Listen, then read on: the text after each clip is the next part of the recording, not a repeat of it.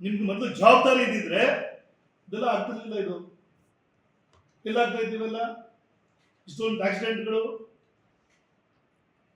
ಮಕ್ಕಳು ಆಯ್ತಪ್ಪ, ಮಕ್ಕಳು ಈಗ ಇಲ್ಲಿ ಆಕ್ಸಿಡೆಂಟ್ ಆದ್ಮೇಲೆ ಹಾಸ್ಪಿಟಲ್ ಇದಾರಲ್ಲ, ಒಬ್ಬ ನೋಡಿದಾರ ಅಲ್ಲಿ ಮೈನ್ಸ್ ಡಿಪಾರ್ಟ್ಮೆಂಟ್ ಅವರು, ಇಲ್ಲ RTOದವರು, ಇಲ್ಲ ತಾಲೂಕು ಆಡಳಿತನೋ, ಒಬ್ರು ಏನ್ ಹೆಂಗಿದ್ದೀರಿ ಮಕ್ಕಳ ಅಂತ ಹೋಗಿ ನೋಡಿದಾರ ಒಬ್ರು?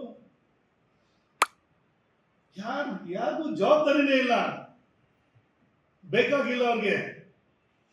ಪಾಪ ಅವ್ರು ದುಡ್ಡು ಕಟ್ಲಿಕ್ಕೆ, ಹಾಸ್ಪಿಟಲ್ ದುಡ್ಡು ಕಟ್ಲಿಕ್ಕೆ ಅವ್ರ ಹತ್ರ ದುಡ್ಡು ಇದೆಯೋ? ಇಲ್ಲಿ ಲೂಟಿ ಹೊಡಿತಾ ಇದ್ರಲ್ಲಪ್ಪ, ಇಲ್ಲಿ ಕೇರಳ ಕಳಿಸ್ಬಿಟ್ಟು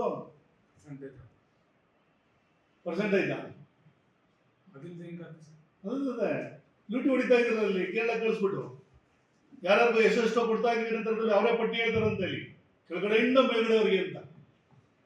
ಮೇಲ್ಗಡೆ ಅಂದ್ರೆ ಯಾರು, ಕೆಳಗಡೆಯಿಂದ ಅಂದ್ರೆ ಯಾರು, ನಮ್ಗಂತೂ ಅರ್ಥ ಆಯ್ತಿಲ್ಲ. ಯಾರು ವ್ಯವಸ್ಥೆ ಇಲ್ಲ. ಇಷ್ಟೆಲ್ಲ ಆಗ್ತಿದ್ದ ಒಂದು ಮೀಟಿಂಗ್ ಕರೆದು, ನಮ್ಮ ಬಿಜೆಪಿ ಅಧಿಕಾರದಲ್ಲಿ ಇದ್ದಂತ ಸಂದರ್ಭದಲ್ಲಿ, ಬಿಜೆಪಿ ಸರ್ಕಾರ ಇದ್ದಾಗ ನಾವು MLA ಆಗಿದ್ದಂತ ಸಂದರ್ಭದಲ್ಲಿ ಈ ಥರದ ಕಂಪ್ಲೇಂಟ್ ಬಂತು ನಮಗೂ, ಓವರ್ ಸ್ಪೀಡ್ ಹೊಡಿತಾ ಇದ್ದಾರೆ ಅಂತೇಳಿ. ಇಮಿಡಿಯೇಟ್ ಆಗಿ ಎಲ್ಲ ಡಿಪಾರ್ಟ್ಮೆಂಟ್ಗಳನ್ನ ಕರೆದು, ಮಾಲೀಕರನ್ನ ಕರೆದು, ಕ್ವಾರೆ ಮಾಲೀಕರು, ಕ್ರಷರ್ ಮಾಲೀಕರು, ಲಾರಿ ಮಾಲೀಕರು ಎಲ್ಲರನ್ನು ಕರೆದು ಒಂದು ಮೀಟಿಂಗ್ ಮಾಡಿದ್ವಿ.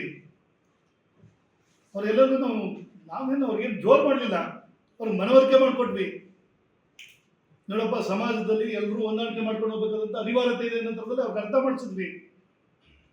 ನೀವೇನಾದ್ರು ಅದ್ರ ಬಗ್ಗೆ ಅರ್ಥ ಗೊತ್ತಿದೆಯಾ ನಿಮಗೆ? ಗೊತ್ತಿದೆಯಾ ನಿಮಗೆ? ಇವತ್ತು ಇಲ್ಲಿ ಅಧಿಕಾರಿಗಳ ಪರಿಸ್ಥಿತಿನೂ ಹಿಂಗಾಗ್ಬಿಟ್ಟಿದೆ, ಶಾಸಕನ ಪರಿಸ್ಥಿತಿನೂ ಇದೇ ತರ ಆಗ್ಬಿಟ್ಟಿದೆ.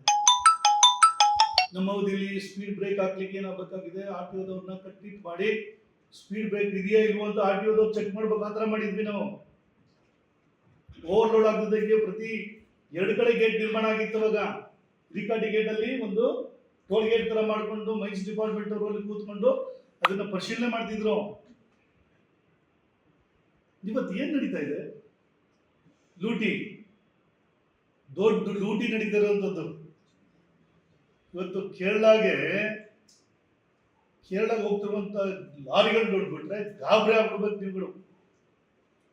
ಆ ಪ್ರಮಾಣದಲ್ಲಿ ಗುಂಡ್ಲುಪೇಟೆ ತಾಲೂಕನ್ನ ಲೂಟಿ ಮಾಡ್ತಿರುವಂತದ್ದು ಇದು.